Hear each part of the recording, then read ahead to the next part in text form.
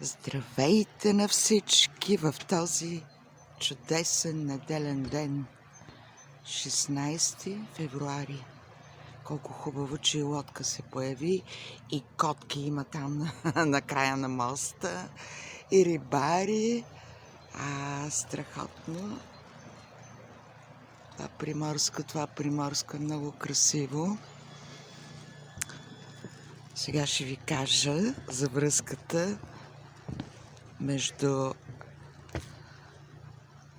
човек, дух и Бог.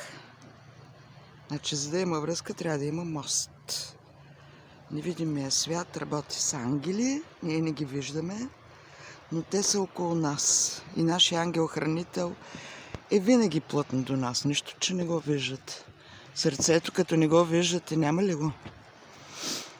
Ангела също дава своите послания, но трябва да се научите. Първо трябва да научите ангелски език. Моите любими котки. Големи свадурки.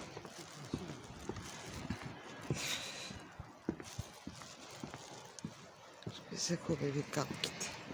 Котките превеждат свещена енергия и са много полезни. Не случайно казваме, че лекуваме с тях. Между другото, в Италия, като рисуват икони, се слагат котка на врата, за да поема негативизма. Мами на душа. Вижте каква е красива.